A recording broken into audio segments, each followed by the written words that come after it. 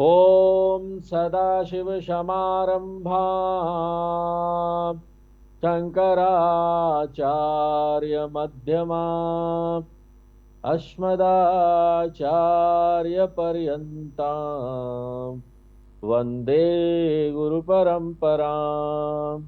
ओ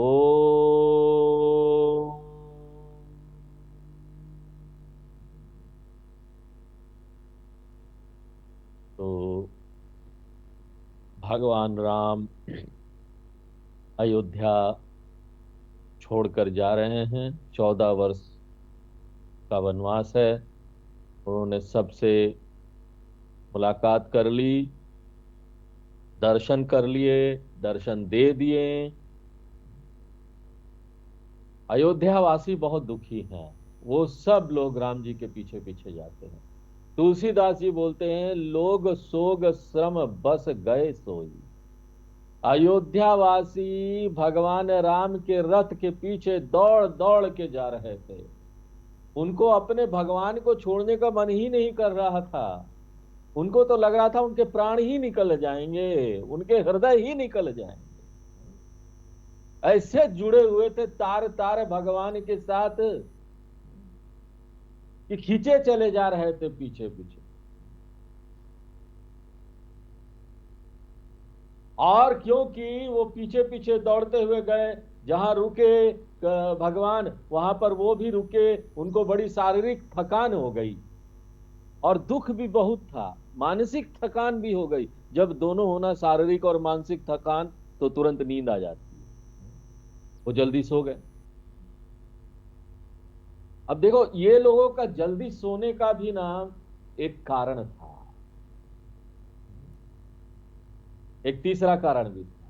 शरीर का थकान, मन का थकान तो था ही, लेकिन अयोध्या वासी सो गए, ये तीसरा कारण था कि देवताओं ने उन पर माया चला दिया, माया चला के सुला दिया। क्यों देवता ने ऐसा किया? क्योंकि देवता चाहते थे भगवान राम वनवास जाए। वो जाएंगे तभी तो यहां पर रावण को मारेंगे। हाँ, उन लोगों का उद्धार होगा, रावण का भी उद्धार होगा। क्योंकि भगवान किसी को मारते नहीं, उद्धार करते हैं। हमारे भगवान लोग मारते नहीं है, उद्धार कर दिया। राक्षसों को भी मारा तो उनको मुक्ति दे दिया, मुक्ति हो गई। क्या बात है। देखो, ऐसे हम लोगों को भी ना सोचना चाहिए। हम लोगों को भी किसी को मारना चाहिए घृणा से या बदले की भावना से नहीं करना चाहिए। किसी को दंड भी दे तो, वैसे हम लोग पुलिस तो है नहीं किसी को मार देंगे जाके, कोई आर्मी उर्मी में तो है नहीं। जो लोग आर्मी में है वो लोग करते हैं।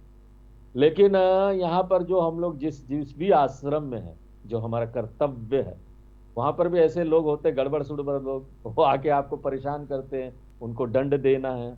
हाँ? तो बदले की भावना से नहीं करना चाहिए ये काम, घृणा की भावना से नहीं करना चाहिए। मुक्ति दे दिया, सुधार की भावना से करिए ना। तो देवता लोगों ने माया का चक्कर चला दिया कि ये लोग ना जल्दी सो गए। जब ही जाम जुग जामिनी बीती, जब आधी रात बीत गई तो भगवान राम ने देख लिया कि सारे अयोध्यावासी घोर निद्रा में हैं। तब उन्होंने बड़े ही प्रेम पूर्वक सुमंत्र जी से कहा कि हे तात, रथ तैयार की, हम लोग उसमें बैठकर चुपचाप यहां से निकल चलते हैं। क्योंकि अयोध्या वासियों को समझाना बड़ा कठिन काम है। प्रेम के वश में है, वो छोड़ेंगे नहीं मुझे। वो जाग गए तो वो जाने नहीं देंगे। और कुछ ऐसा कीजिए कि जो रथ हमारा चले ना, उसका निशान कहीं ना पड़े, नहीं तो वो निशान देखते देखते पीछे पहुंच जाएंगे, किस दिशा में हम जा रहे हैं पता ही नहीं चले। और जब उनको कोई दूसरा उपाय नजर नहीं आएगा तो ये सारे लोग अयोध्या लौट जाएंगे। राम लखन सिय जान चढ़ी, शंभु चरण सिरु नाई। सुमंत्र जी ने रथ तैयार किया और भगवान राम, लक्ष्मण जी और सीता जी भगवान शंकर के चरणों में प्रणाम करके रथ पर बैठ गए। सुमंत्र जी ने तुरंत ही रथ चला दिया और वो रथ को इधर उधर जिग जैग तरीके से उन्होंने चलाया कि ना वो रथ के चिन्हों को ना कोई जान ना सके कि रथ किस किस दिशा में गया। कुछ लोग तो यहां तक कहते हैं कि सुमंत्र जी ने रथ के पीछे ना झाड़ झंकाड़ बांध दिया। ताकि ना वो झाड़ झंकार जो है, वो पीछे का जो निशान पड़ रहा था रथ का, वो ना उसको मिटाते हुए चले, वो पता ही ना चले कि किस रास्ते में गया है। भगवान राम रात्रि में ही अयोध्या वासियों को सोता छोड़कर चले गए, और जब सवेरा होते ही सब लोग जागे तो देखा कि गे रघुनाथ। भगवान राम चले गए, सब जगह शोर मच गया, राम जी चले गए, नहीं है नहीं है। वो सब लोग रथ के निशानों का खोज करने लगे, तो कुछ उनको हाथ लगा ही नहीं। सब लोग हा राम कहते हुए इधर उधर दौड़ रहे हैं, परंतु उनको भगवान राम नहीं मिलते।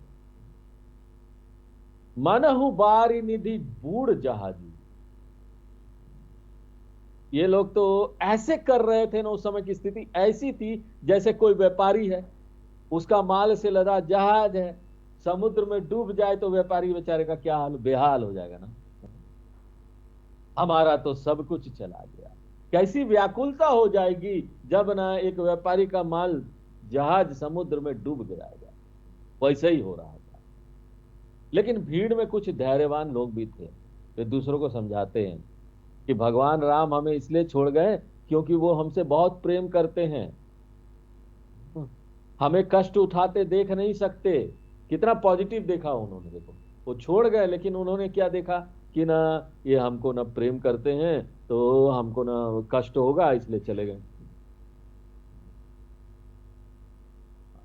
अभी उनमें से ना कोई एक व्यक्ति कहता है कि हमसे अच्छी तो मछलियां हैं जो पानी के बिना जीवित नहीं रहती, और एक हम है कि भगवान राम के बिना भी हमारे प्राण बने हुए हैं। अरे ऐसा प्राण किस काम का जो बिना भगवान के भी बना हुआ है। जो लोग भगवान के नाम नहीं लेते ना, उन लोगों का प्राण भी बेकार ही है, जीवन में बेकार जा रहा है प्राण। सांस जो ले रहे हैं ना वो बोझ है। धरती का अन्न बोझ, धरती के अन्न के ऊपर बोझ है, धरती की या प्राणवायु के ऊपर बोझ है, क्योंकि ये सारा चीज जो बना है ना वो तो उसी ईश्वर का नाम लेने के लिए बना है। धिग जीवनु रघुवीर विहीना। तो ये एक सूत्र बन गया ना कि यदि किसी को परमात्मा में प्रेम नहीं है, परमार्थ में रुचि नहीं है, केवल भौतिक जीवन जी रहा है, खाओ पियो मजे करो, तो धिक्कार है ऐसे जीवन। और ये सिर्फ तुलसीदास जी का मत नहीं है, शास्त्रों का भी मत यही है। अभी हम लोग भागवत में भी देख रहे हैं ना, अरे जो व्यक्ति भगवान का नाम नहीं लेता मुंह से, इधर उधर दूसरे से दूसरा दूसरा चीज का बात करता है, दिन भर फोन में लगा हुआ रहता है, उसका क्या हुआ इसका क्या हुआ, निंदा चुगली गपशप, उसका जवाना मेढक की तरह टर करने के समान है। वो यहाँ कोई उद्देश्य वाली बातें नहीं कर रहा, मेढक की तरह टर कर। जौ पे प्रिय वियोग विधि कीन्हा। अयोध्यावासी आपस में कहते हैं कि यदि विधाता को परम प्रिय भगवान से हमारा वियोग ही करना था तो हमें मांगने पर मृत्यु भी मिल जानी चाहिए थी। इस प्रकार अयोध्यावासी आपस में प्रलाप कलाप करते हुए दुख से भरे हुए अयोध्या वापस लौट आए। भगवान राम के विरोह में सब लोग कितना दुख उठा रहे थे विरह में, उनके दुख की दशा का वर्णन करना भी कठिन है।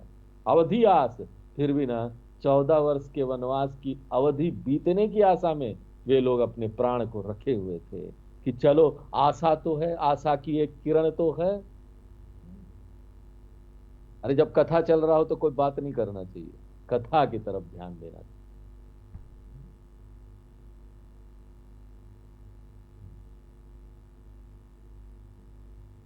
राम दरस हित नेम बरत, लगे करण नर नारी। भगवान राम के दर्शन की कामना से अयोध्या के स्त्री पुरुष इस प्रकार दुखी होकर नियम और व्रत करने लगे जैसे तमरी, सूर्य के बिना चकवा चकवी होते ना, वो वैराग्य में रहते हैं कि सूर्य आएगा तभी हम वैराग्य छोड़ेंगे। अलग अलग रहते हैं। इसी तरीके से अयोध्या वासियों ने भगवान राम के बिना सब इंद्रिय भोगों का त्याग कर दिया। और रात में कमल होता है ना, सिमट जाता है, उस तरह वो लोग सिमट गए, अंतर्मुखी हो गए, भगवान का ध्यान करते हैं। तो वैराग्य आए तभी तो भगवान का ध्यान होगा ना। तो वो लोग अपना पूरा जीवन इसी तरह से भगवान का भजन पूजन स्मरण ऐसा नियम करके जीने लगे। देखिए, व्रत जो है ना हम करते हैं, उपासना करते हैं, वो अपनी चित्त शुद्धि के लिए किए जाते हैं, परंतु कभी कभी दूसरों के कल्याण की भावना से भी व्रत किए जाते हैं। भाव जगत में यह सब संभव है। हम दूसरों के लिए भी कर सकते हैं, उसका भला हो। सर्वे भवन्तु सुखिना, पूरी दुनिया के लिए कुछ कर सकते हैं। अभी हमने गीता पाठ किया ना, उसमें दुनिया में जितने हिंदू लोग प्रताड़ित हो रहे हैं उनकी भलाई के लिए वो गीता पाठ किया कि जो भी पुण्य है उनको मिल जाए, ऐसा संकल्प करके किया। तो इस तरह से दूसरों के लिए भी हम कर सकते हैं।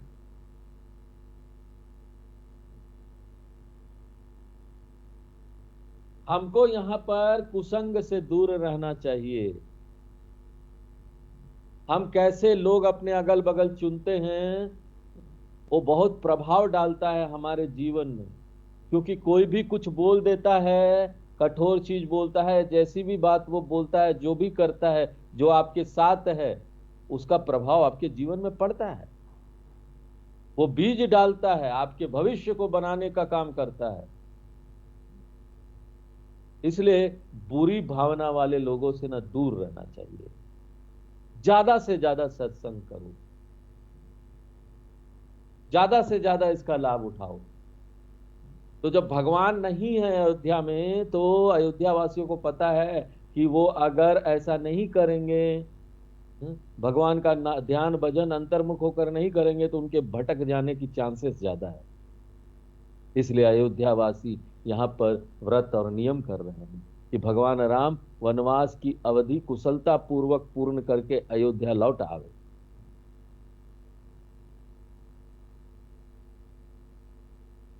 रथ में बैठकर भगवान राम और लक्ष्मण जी, सीता जी और सुमंत्र सहित ये लोग सब अब कहां पहुंचे? श्रृंगवेरपुर जा पहुंचे। और ये जो श्रृंगवेरपुर है ना, ये स्थान का नाम जो पड़ा कई कारणों से कहा जाता है। एक कारण तो ये है कि यहाँ निषाद लोग वास करते थे, जो जंगली पशुओं को मारकर खाते थे और उन पशुओं के सींगों की का बाढ़ जो है ना अपने स्थान के चारों ओर लगाते थे। दूसरा कारण ये भी है कि यहाँ श्रृंगी ऋषि का वास था। और पता है, क्विज वाला क्वेश्चन है, भगवान राम की बहन कौन थी? श्रृंगी ऋषि की पत्नी भगवान राम की बड़ी बहन शांता थी। तीसरा कारण यह हो सकता है कि संस्कृत भाषा में अदरक को श्रृंग बैर कहते हैं। शायद इस स्थान में अदरक अधिक होता था, इसलिए इस स्थान का नाम श्रृंग बैरपुर पड़ गया। आजकल जो इस स्थान का नाम है उसको सिंगरौर कहते हैं, सिंगरौर नाम है। तो वहां पर पहुंचे भगवान राम। जैसे ही देवश्री गंगा जी दिखाई देने लगी तो भगवान राम ने रथ रुकवा दिया और रथ से उतर पड़े और बहुत प्रसन्न होकर उन्होंने गंगा जी को प्रणाम किया। तो इससे देखिए ये पता चलता है कि जब तीर्थ स्थल में जाए ना, तो वहां का हमको बहुत आदर करना चाहिए। तीर्थ स्थल कोई टूरिस्ट प्लेस नहीं है। आजकल तो इतने सारे होटल हो गए हैं, ऋषिकेश बद्रीनाथ केदारनाथ जाओ तो लगता ही नहीं है तीर्थ स्थल है, इतने टूरिस्ट लोग। और वो कोई ना नियम का पालन करते हैं ना भजन का पालन करते हैं, खान पान का भी पालन नहीं होता है। आप हरिद्वार से ऋषिकेश के रास्ते में जाएंगे तो वहां पर कितने सारे नॉन वेज के रेस्टोरेंट आपको मिल जाएंगे। हाँ, मांस कट रहा है, सब कट रहा है। सोचिए आप, हमारे तीर्थ स्थलों में ये सब हो रहा है। इसलिए तो अभी जो ये 13 तारीख से महाकुंभ शुरू होने वाला है प्रयाग में, वहां पर दूसरे धर्म के लोग को जाने नहीं दिया जाएगा। क्यों? क्योंकि जिनको भावना ही नहीं है, श्रद्धा नहीं है इस धर्म पर, वो सारे नियम का पालन नहीं करते हैं, जिससे वहां अपवित्रता आती है।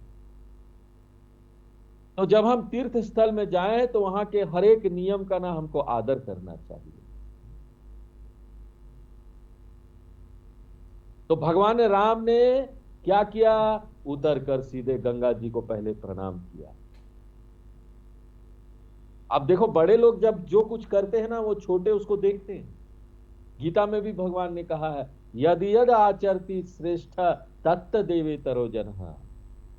श्रेष्ठ पुरुष जो जो आचरण करते हैं, अन्य पुरुष भी वैसा ही आचरण करते हैं। इसलिए देखिए, बच्चे जो बचपन से सीखते हैं ना, वो माँ बाप के आचरण से ही सीखते हैं।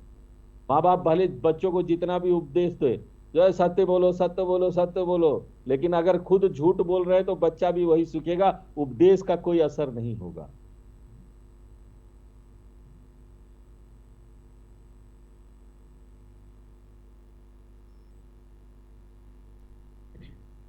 इसलिए हमको बहुत ध्यान रखना चाहिए कि ना हम किस तरह का व्यवहार कर रहे हैं, क्योंकि अगल बगल के लोग वहां पर हमको देख रहे हैं। छोटे बच्चे हमको देख रहे हैं कि हम किस तरह का व्यवहार कर रहे हैं। हमारे बच्चे भी देख रहे हैं, अगल बगल के बच्चे भी देख रहे हैं, अगल बगल के लोग देख रहे हैं कि हम किस प्रकार का व्यवहार कर रहे हैं। इसलिए हम अपने व्यवहार से भी लोगों को सिखा सकते हैं। अगर हमको अपने धर्म का प्रचार प्रसार करना है ना, कई लोग बोलते हैं धर्म का प्रचार प्रसार करना हमको बहुत पैसे चाहिए, हमको ये भी बनाना है, आश्रम भी बनाना है, वो भी बनाना है, वो भी बनाना है। तो यहां पर देखिए, अगर आपको अपने धर्म का प्रचार प्रसार करना है ना, तो अपना जीवन ऐसा बना लीजिए, हर क्षण अपना व्यवहार, अपना जीवन ऐसा कीजिए कि आपके अगल बगल के लोग आपको देखकर प्रेरित हो, और उसी से ये धर्म का प्रचार प्रसार होगा। इसके लिए ज्यादा रिसोर्सेस की जरूरत नहीं है, और वो बहुत बहुत तीव्रता से धर्म का प्रचार करता है। अगर आप खुद बदले हैं तो, अपने अंदर परिवर्तन किया है, अपनी साधना आपने किया, आप अपने साधना में स्थित है तो। इसलिए बार बार हम यहाँ पर रमण महर्षि जी का भी उदाहरण देते हैं कि किस तरह से रमण महर्षि जी, जो दक्षिण भारत में महान संत हुए अद्वैत वेदांत के, वो ना अपने जगह से कहीं बाहर निकले ही नहीं। तिरुवन्नमलई नाम का जगह है दक्षिण भारत में, तमिलनाडु में, बहुत बड़ा शंकर भगवान का मंदिर है। अरुणाचलम पहाड़ भी है वहां पे। उसी जगह पर वो रहे और जीवन भर रहे, वहां से निकला ही नहीं कभी। और फिर भी देखिए, वहां पर दुनिया भर के लोग दुनिया से आते थे उनके दर्शन करने के लिए। इतने लोग प्रेरित हो गए, दुनिया में वो प्रेरित हुए। खाली इस भारत देश में या उस जगह पर नहीं, पूरी दुनिया में लोग ना प्रेरणा उनसे प्राप्त करने लगे। और उसी समय नहीं जब वो थे, आज उनका शरीर नहीं है, आज भी लोग वहां से प्रेरणा प्राप्त करते हैं, उनके बताए हुए वचनों से प्रेरणा प्राप्त करते हैं, प्रवचनों से प्रेरणा प्राप्त करते हैं। तो हम कैसा आचरण करते हैं बहुत महत्वपूर्ण बात है। प्रचार प्रसार करने के लिए धर्म का हमको पैसे की जरूरत नहीं, अपने आचरण को बदलने की जरूरत है। अपना आचरण हम ठीक कर दे, ऐसा आचरण कर दे कि लोग ना दूर दूर से देखने के लिए आए कि आप क्या है। इस तरह से साधना करके अपने आप को इतनी धर्म में स्थित रहना चाहिए। मनसा वाचा कर्मा शुद्ध रहना चाहिए। सिर्फ बाहर से दिखावा नहीं, उससे कुछ नहीं होने वाला। हम बाहर से दिखा रहे हैं कि हम बड़े अच्छे हैं, और उसके बाद हम ना दूसरे के लिए बुरा बुरा सोच रहे हैं। अच्छा, इसने मेरे साथ ऐसा किया, मैं भी छोड़ूंगा नहीं। घृणा कर रहे हैं दूसरों से, झूठ बोल रहे हैं, मन में सोच रहे हैं कुछ और दूसरे को और बोल रहे हैं कुछ और। खास करना ये समय को लेकर बड़ा गड़बड़ होता है, झूठ इतना बोलते हैं लोग। वो बोल रहे हैं हम सुबह 7 बजे पहुंच जाएंगे, लेकिन उनको भी पता है वो कभी नहीं पहुंचेंगे, वो पहुंचेंगे 8 बजे। समय का कोई मतलब ही नहीं।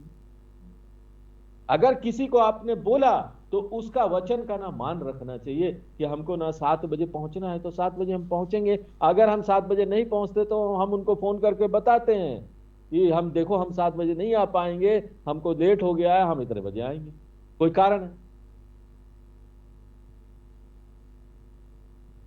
तो मन में सोच रहे हैं कुछ और, कर रहे हैं कुछ और। तो हमको अपने जीवन का नियम पहले ना समय का बनाना चाहिए। समय से शुरू कीजिए, मनसा वासा कर्मा एक हो जाएगा।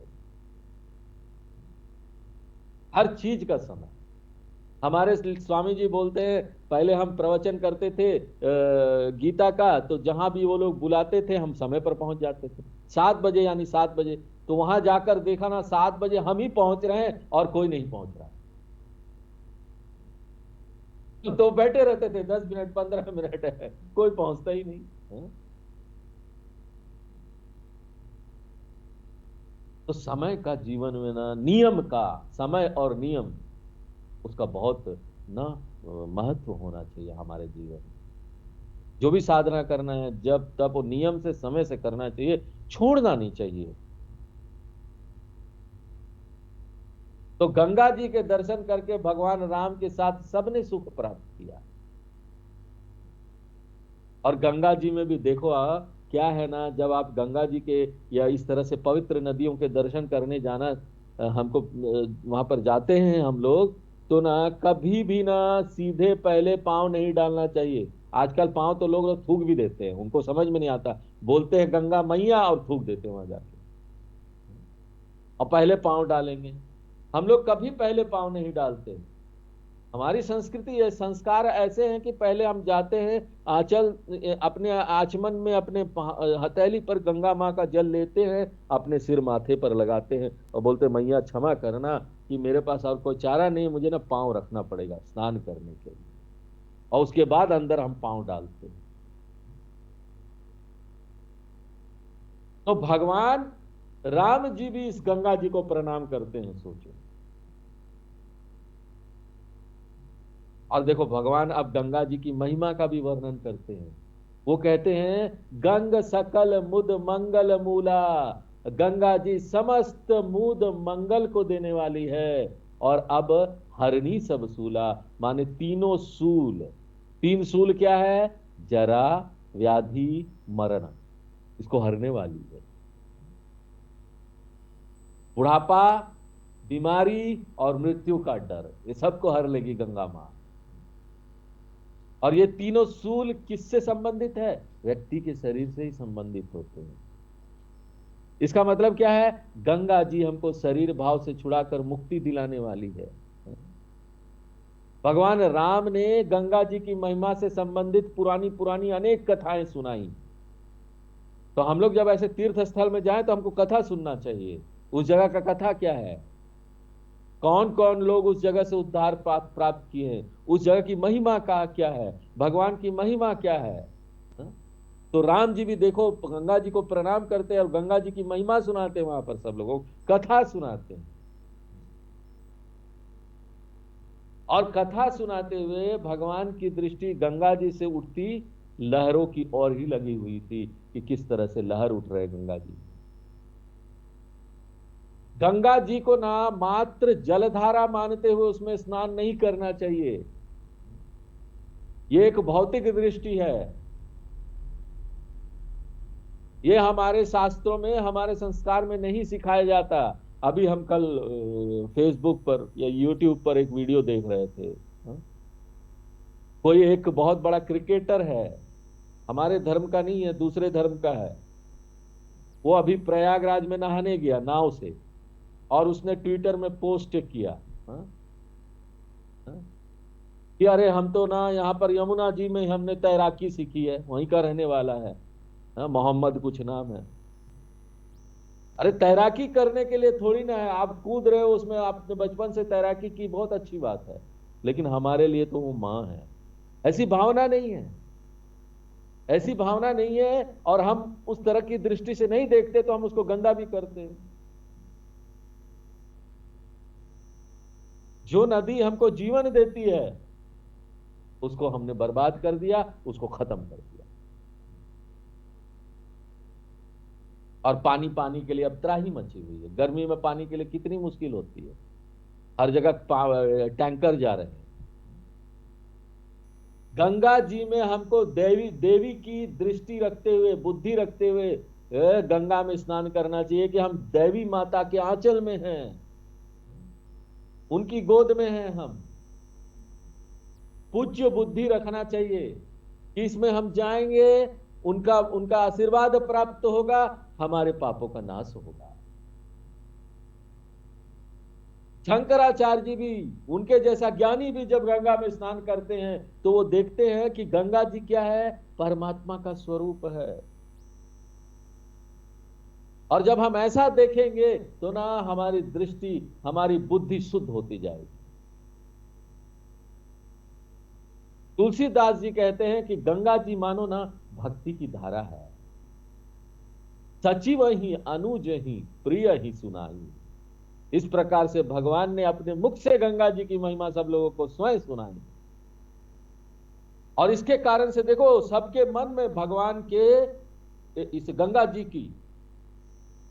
की महिमा को सुनकर उनके मन में ना गंगा जी के प्रति और भक्ति और प्रेम वो बढ़ गया। मज्जनु कीन पंथ श्रम गायु, भगवान राम ने अब गंगा जी में स्नान किया और गंगा जी के जो ताजा ताजा फ्रेश जल में स्नान करने से उनकी यात्रा की थकान दूर हो गई। देखो इसी प्रकार से जीव भी क्या है ना, युगों युगों से एक से दूसरे शरीर में यात्रा करते करते थक गया है। ये जीव जो है वो कई जन्मों से यात्रा कर रहा है, इसी जन्म से नहीं है, पिछले कई जन्मों से यात्रा कर रहा है, एक शरीर से दूसरी शरीर, एक शरीर से दूसरी शरीर। वासांसी जीर्णानी यथा विहाय, कपड़े की तरह शरीर बदलता जा रहा है, एक जीवन से दूसरे जीवन में आ रहा है और थका हुआ है, हमेशा बोझ से हमेशा बोझ समझ के सब काम हो रहा है ना। यहां पर एक व्यक्ति जो अपने आप को जीव समझता है और इस शरीर में है वो थकेगा।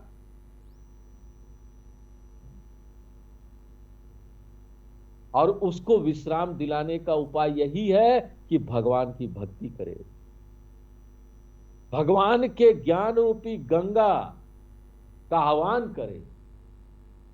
अगर ऐसा हमारे मन में भाव होगा ना तो कोई भी काम हम कर रहे होंगे ना वो बोझ नहीं लगेगा, थकेंगे नहीं। हमारा ये जो थकावट है ना वो सब दूर हो जाएगा। भगवान की भक्ति करते समय हमारे साथ ऐसे ही होना चाहिए, थकावट दूर हो जाना चाहिए। तो इस प्रकार से सब लोगों ने गंगा जी के पवित्र जल का आचमन किया, उनके मन प्रसन्न हो गए और उनकी थकान भी दूर हो गई। और यहां पर ना कई लोग शंका करते हैं कि भगवान कैसे थक गए, राम जी तो भगवान थे, भगवान के अवतार हमारे भगवान राम, वो थक कैसे गए। तुलसीदास जी का उत्तर है कि सुमिरत जाहि मिटई श्रम भारू, जिनके स्मरण मात्र से जीव का जन्मने मरने का भारी श्रम मिट जाता है, उस परमात्मा को वास्तव में श्रम हो ही नहीं सकता, थकावट हो ही नहीं सकता। भगवान राम ने मनुष्य का शरीर धारण किया है तो वे मनुष्यों के समान श्रमित होने की लीला करते हैं। लीला अलग बात है और भगवान स्वयं में कुछ और है। जैसा देश वैसा भेष बोलते हैं ना, और जैसा देश वैसा व्यवहार। यहां पर इस संसार में वो ये शरीर को लेकर आए हैं और ये शरीर रूपी जो उन्होंने वेश ये धारण किया है ना, उसके अपने नियम है, वो उस नियम का पालन करते हैं, तो इसको बोलते लीला कर रहे हैं। और ज्ञान से करते हैं, जो लोग ज्ञान से इस नियम का पालन करते हैं ना, यहां पर ज्ञानी लोग भी है, जिनको ज्ञान हो गया, उनको पता है कि हम ये शरीर नहीं है, वो लोग भी इस तरह से ही क्या करते हैं, जब ज्ञानी लोग कोई काम करते हैं ना, हम उसको नहीं बोलते ये काम कर रहे हैं, वो बोलते देखो लीला कर रहे हैं। उनको भी शरीर के हर नियम का पालन करना पड़ता है। यहां पर आपको ज्ञान हो गया कि मैं ये शरीर नहीं हूं, मैं वो आत्मा हूं, मैं ब्रह्म हूं, तो इसका ये अर्थ नहीं है ना कि आप यहां पर जिस शहर में रह रहे हैं उसके नियम का पालन नहीं करेंगे, जिस देश में रह रहे हैं उसको कानून का पालन नहीं करेंगे। सबका पालन करना पड़ेगा आपको। इनकम टैक्स के नियम का भी पालन करना पड़ेगा, ट्रैफिक के नियम का भी पालन करना पड़ेगा। आप बहुत बड़े नहीं हो गए हैं। यहां पर आप मार्केट में जाएंगे, लोगों के साथ व्यवहार करेंगे, बाहर निकलेंगे तो वहां कुछ लोग हैं जो आपको अच्छा खराब भी बोलेंगे, वो भी आपको सहना पड़ेगा। तो ये सब नियम का पालन हुआ, लेकिन ज्ञान से हुआ। पीछे ये ज्ञान है कि हम ये शरीर नहीं है। गुणा गुणेशु वर्तन्ते, ये जो शरीर है ये ही इस जगत के साथ व्यवहार कर रहा है। हम ये नहीं है, हम तो बस साक्षी भाव से इसको देख रहे हैं। साक्षी भाव में रहकर देखते हुए इस तरह का व्यवहार करेंगे ना, तो इसको क्या बोलते हैं, ये लीला है, लीला। तो हमारे भगवान लोग जब अवतार लेकर यहां आते हैं तो लीला करते हैं। एक्चुअल में तो वो कुछ और है, भीतर से तो कुछ और है, उनको सब कुछ पता है, उनको कोई थकावट नहीं होती। तुलसीदास जी हमें स्मरण कराते हैं कि भगवान की कथा सुनते सुनते ये मत समझ लो कि भगवान न केवल मनुष्य मात्र है, इसलिए बार बार याद दिला देते हो मनुष्य नहीं है, वो भगवान है। बराबर स्मरण रखिए कि भीतर से अपने आप में ये परब्रह्म परमात्मा है और अवतार लेकर ऊपर से मनुष्यों की लीलाएं कर रहे हैं। शुद्ध सच्चिदानंदमय कंद भानुकूल केतु। भगवान राम शुद्ध सच्चिदानंद स्वरूप है, वो सुख के भंडार है, सूर्यवंश की पताका है, लेकिन ये मनुष्यों के व्यवहार की लीला कर रहे हैं। अगर हम इस लीलाओं को सुनेंगे, उनको समझेंगे, तो हमारा भी उद्धार हो जाएगा, संसार रूपी सागर को हम पार कर जाएंगे। इसका मतलब क्या है, ये लीलाएं जो है वो भवसागर से ऊपर पार जाने के लिए एक पुल का कार्य करती है, एक ब्रिज का कार्य करती है। भगवान गीता में भी यही कहते हैं, जन्म कर्म च मे दिव्यम एवं यो वेत्ति तत्वतः त्यक्त्वा देहम पुनर्जन्म नैति मामेति सोऽर्जुन। हे अर्जुन, मेरा जन्म और कर्म दिव्य अलौकिक है। इस प्रकार जो मनुष्य तत्व से जान लेता है वह शरीर को त्याग कर फिर पुनर्जन्म को प्राप्त नहीं होता, क्यों, किंतु मुझे ही प्राप्त हो जाता है। भगवान राम के समान ही ज्ञानी व्यक्ति भी अपने ज्ञान में रहते हुए, स्थित रहते हुए एक आदर्श मनुष्य की भांति व्यवहार करता है। उससे भी ज्यादा व्यवहार करता है, वो उससे भी ज्यादा कर्म करता है, अपना पूरा जीवन दे देता है, उसका पूरा जीवन सेवा के लिए होता है। और ऐसा ज्ञानी व्यक्ति संसार सागर से पार हो जाता है, भगवान की तरह व्यवहार करता है। इसलिए तो ज्ञानी लोगों को हम लोगों ने यहां पर ना भगवान का दर्जा दिया है, ब्रह्मा विष्णु महेश का दर्जा दे दिया है।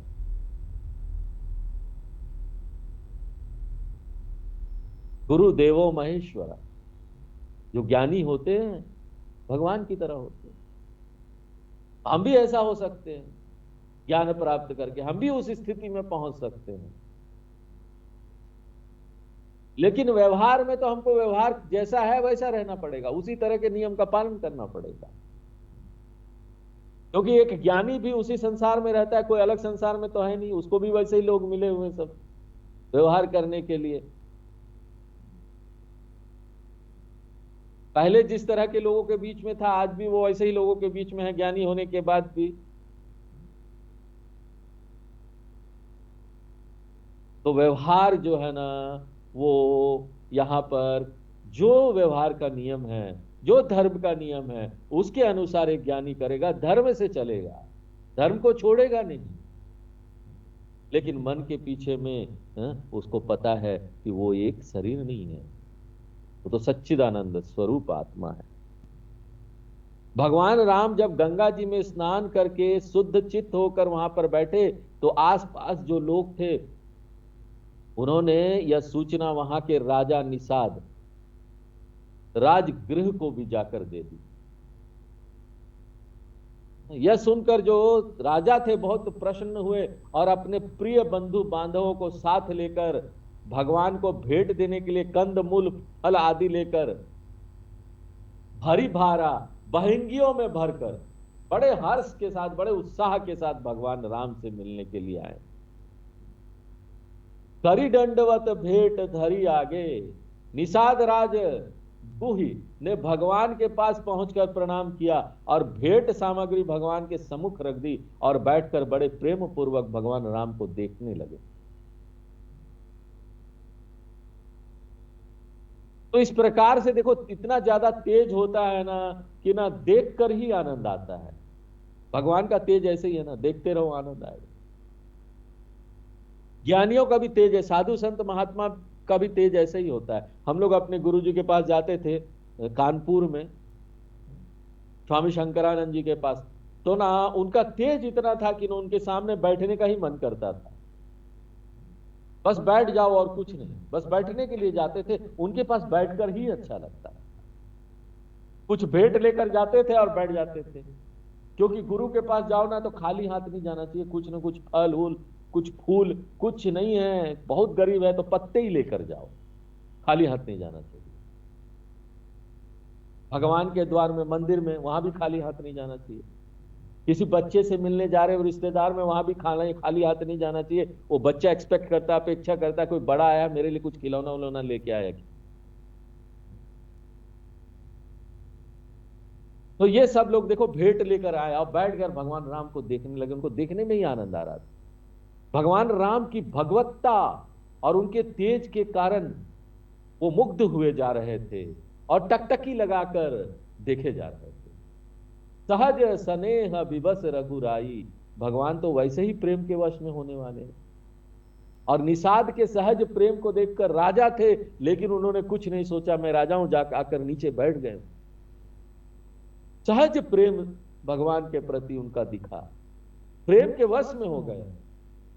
भगवान ने गुह्य को प्रेम से अपने पास बैठाकर कुशल मंगल पूछी कि आप कैसे हैं। नाथ कुशल पद पंकज देखे, गुह कहता है कि हे नाथ, आपके चरणों के दर्शन करके अब कुशलता में क्या कमी हो सकती है।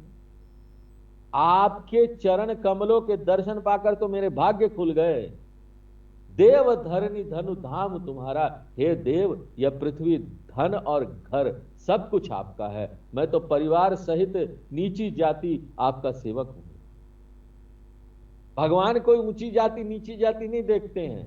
निषाद राज थे, उनको भी अपने बगल में बैठाया।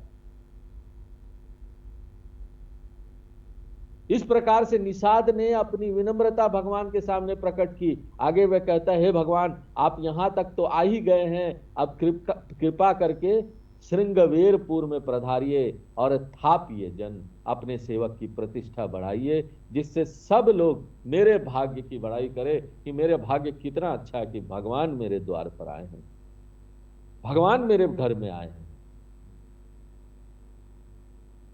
तो भगवान ने कहा कि हे सुजान सखा, तुमने जो कुछ कहा वो सब सत्य है, लेकिन हमें तो पिता ने कुछ और ही आज्ञा दे रखी है। पिता की आज्ञा है कि हम 14 वर्ष तक वनवास में रहें और उस वनवास में हम मुनि व्रत बेसुहारू, मुनियों के जैसा व्रत पूर्वक मुनि वेश में रहे और मुनियों जैसा व्यवहार करे। ऐसी अवस्था में गांव में जाकर वास करना हमारे लिए ठीक नहीं है। देखो, मनसा वाचा कर्म हमको एक रहना चाहिए ना। उन्होंने वचन दिया था कि 14 वर्ष वनवास में रहेंगे, सन्यासियों वाला जीवन जिएंगे, तो अब दूर आ गए थे, उनको कौन देख रहा है। और उनका वो भक्त था निषाद राज, वो तो जाकर बड़े मजे से महल में रह सकते थे। कोई नहीं देख रहा है तो हम सोचते हैं कोई नहीं देख रहा, कुछ गड़बड़ कर दो। ऐसा नहीं होना चाहिए। कोई नहीं देख रहा है, लेकिन हमारे अंदर बैठा वो ईश्वर देख रहा है, वो राजा जी देख रहे हैं। ईश्वर तो सबके मन में है ना, सबका मन जानता है। इसलिए हम कहीं भी कोई गड़बड़ करेंगे, हमारे खाते में तो लिखा गया ना, कोई नहीं देख रहा है तो हम गड़बड़ कर रहे हैं। कोई देख रहा हो चाहे नहीं देख रहा हो, हमारा व्यवहार जैसा है वैसा होना चाहिए। जिस प्रकार से हम जी रहे हैं, हमने चुना है कि हम धर्म से जिएंगे, तो धर्म में ही रहना चाहिए। हमने जो वचन दिया है इस रास्ते पर चलेंगे तो वैसे ही रहना चाहिए। तो आज हम लोग यही विराम देते हैं, आगे फिर नेक्स्ट क्लास में।